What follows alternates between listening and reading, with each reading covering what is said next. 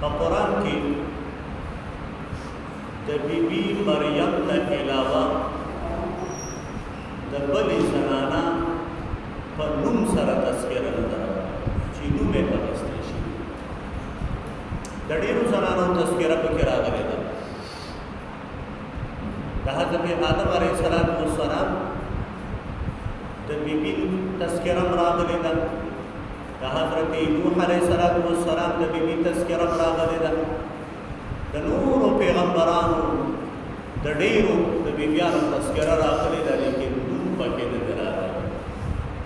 دا واحده بیبي ده چې د دې نوم پکې راغلی دی او 13 شپېرې په قرآن کې راغلي د بیبي مریم. د مریم معنی ده عابده، عبادت کوي. دا مریم چې کوم دا د عبراني ژبې لفظ، او عابده چې کومه ده دا د عربي ژبې لفظ.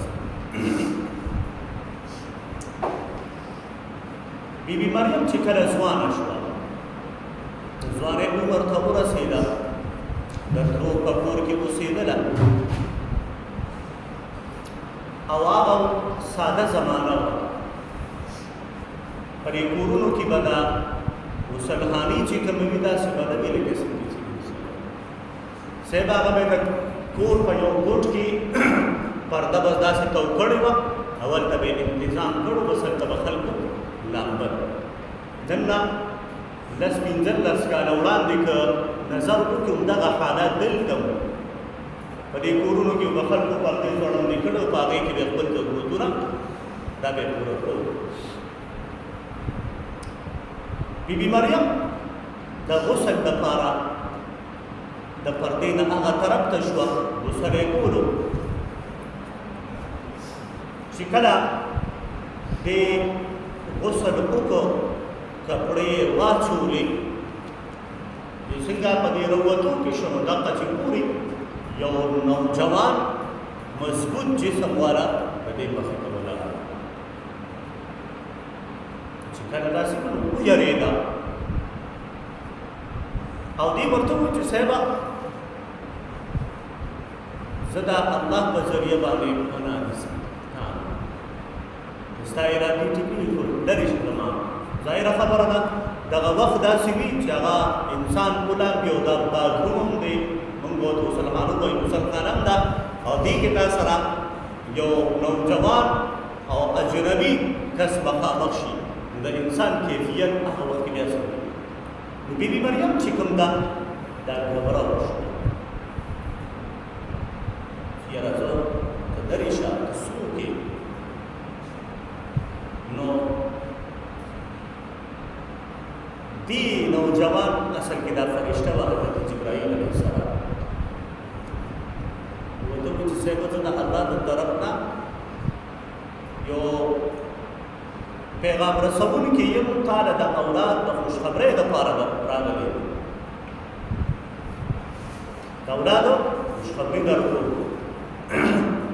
او اولاد چې کوم دی عادتا په دوو طریقو سره پیدا کېږي، یو په جایز او یو په ناجایزو باندې، او دلته دا دواړه طریقې نشته. دواړه ځکه چې بیبي مریم واده شوې ده، نوجوانه جینۍ ده، بل طرف ته چې کوم دی نیک عمل هم ده، څه بدعملي هم نه ده کړې، د زمانې د لویو کورنۍ نه ده، لویو خلک یې تربیت هم کړی دی، نو پاک خلک دي، یو پاکه معاشره ده. نو دا دواړه طریقې چې کوم دي دا دلته نشته. دا ورته وویل چې صاحبه زما به اولاد څنګه کېږي؟ ما له چېرته یو انسان ګوتې نه دي راوړی، نه مې واده شته، نه مې خاوند شته، نه بدکردار یم، اولاد به مې څنګه؟ نو فرشتې ورته جواب ورکړ کذالک، چې څنګه الله غوښتي دي همداسې به کېږي. بیا جبرائیل علیه السلام راغی، د دې په دې ګریوان کې پوکي و.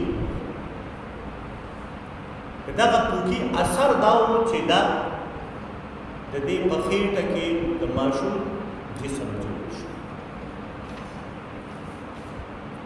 اوس په دې کې دا محدثینو اختلاف دی چې دغه ماشوم څو ورځې بعد پیدا شو.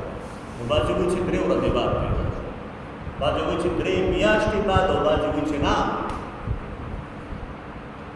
13 ورځې بعد چې کوم دی دا پیدا شو. مختلف روایات چې کوم دي دا راغلي دي. خو به هر حال حضرت عیسی علیه السلام چې کوم دی د مور په خېټه کې د جسم دا جوړ شو. کله چې د دې د ماشوم دا درد محسوس کړ کنه په دغه ځای کې دا پریشانه شو. دا د دې کور نه یو څه ته داسې لاړ او هلته کېناسته، یو اونۍ ته یې ډډه وواله.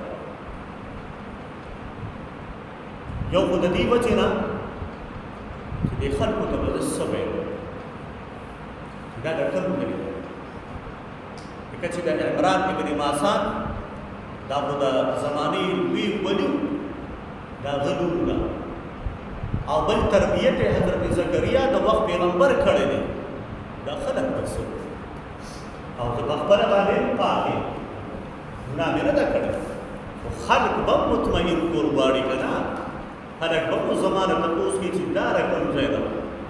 نو په دغه شش و پنج کې وه، دغه غم کې و، پس یو ځای ته لاړه، اونې ته یې ډډه وواله، کېناسته. چې کله کېناسته نو دغلته د خوراک هم څه نشته، مسکا هم نشته. دغه ځای کې اوس په دې باندې دې سره بل څوک شته نه چې د ماشوم د پیدا کېدو هغه ټول سیسټم او انتظام وکړي. دا په دې غم او په دې درد په دې تکلیف کې ده. دغه ځای کې یو د کجورو اونې ته دې ډډه وکړه. نو الله پاک د فرشتې په ذریعه باندې دې ته چې ورته ووایي چې دا کجوره وړه کجوره وړه. دې خبرې ته سوچ کوئ، دا خبره بیبي مریم ته کوي، او بیبي مریم هغه ښځه ده چې دغه وخت کې د دې اولاد په درد کې مبتلا ده.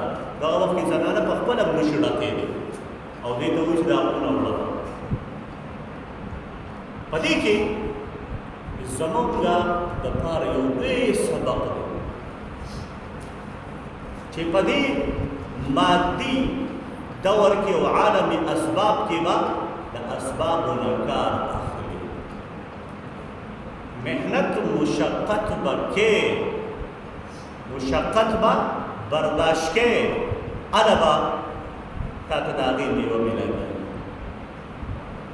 نو بیبي مریم ته وایي چې ته دا اونه وړه کوه، ځکه چې په حرکت کې برکت دی. څه حرکت وکړي نو الله پاک په هغې کې برکت دا پکې اچوي. نو هغې چې کله اونه کوله، اوچه اونه ده، اوچ خاخ دی، الله پکې بله شنې زبردستې پخې کجورې چې کوم دي هغه پیدا کړي بې موسم. دې وړه کوله او دغه دی نه کجورې راوړه ورته ویې راوړه. ډاکټران او طبیبان وایي چې په دغه دوران کې چې کومه زنانه بیماره وي د هغې دپاره د ګرم خوراک ضرورت دی. کجوره خو ګرم هم ده او طاقتوره هم ده. ګوره الله پاک د دغې بیبي مریم د مزاج او د طبیعت مطابق هغې له خوراک چې کله دې خوراک وکړو او کجورې وغیره وخوړلې، نو اوس په قوم ته ځي که نه، قوم ته هم جواب ورکړي. دې الله ته وایي چې یا الله زه به دې قوم ته څه کوم چې دا رقم دی داسې چل شوی دی. ځکه دا خو ګوره کوم سړی چې په خپله پاک وي که نه او په خپل عزت باندې ډېر خفه کېږي، نو دی به په داسې خبرو باندې ډېر زیات خفه کېږي چې هغه د دې عزت ته نقصان او خطر رسوي. او چې کوم سړی ګډوډ وي او په عزت مینه ته پروا نه وي که نه، هغه هېڅ په دې خبرو پروا نه وي. بیبي مریم چې سبي سبق قوم تغير الله ورغي سبقي بما تبا خبري لك بس تشكينا استعبد خبره من ندي النظر وما أنا بس خلق طوائي تسيب ما خبره نظر ما نجي خبره بس اشاره باندې په هغه شریعت کې چې کوم دی د چپ نظر دا جایز بس خلکو به چپ دغه په بدای نه کما نظر باندې دی خبره کوي زموږ په شریعت کې دا نشته چې د چپ دا نظر د څوک ومني بعض خلک زموږ په دې معاشره کې اکثر د اعتکاف کې چې خلک کېږي کنه د بعضې اعتکاف کې چې کېږي نو هم سمې اوبلې کوي هغه نه دا بعضې کوم چې ډېره تقوادار وي که نه نو دوی په دې سر باندې سرونه واچوي بس چپ ناست که د مانځه د ټایم راشي چا سره د سره خبرې نه څه ته پکار ضرورت خبرې پکار د علم د زده کړې خبرې پکار دي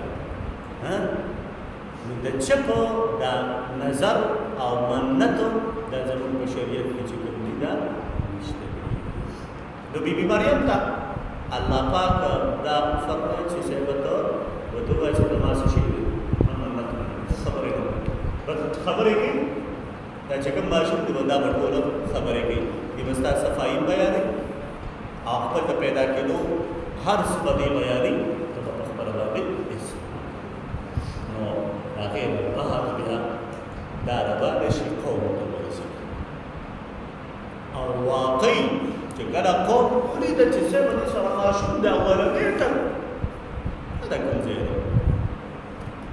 دا کوم ځای ولګي کړی ستاسو مور پلار دې کا صالحان په تا کار د انسان فطرت نو بیبي مریم قوم دروازې قوم سره خبرې کوي او قوم نو بیا دا چې کوم بچی دي دې په موږ جواب دا ورکوي نو د بیبي مریم په دې نننۍ واقعه کې زموږ استاد لپاره کې د ټول انسانیت لپاره دا یو سبق دی چې کله ته په دې عالم اسباب کې اسباب اختیار کې تا ته دا ویلي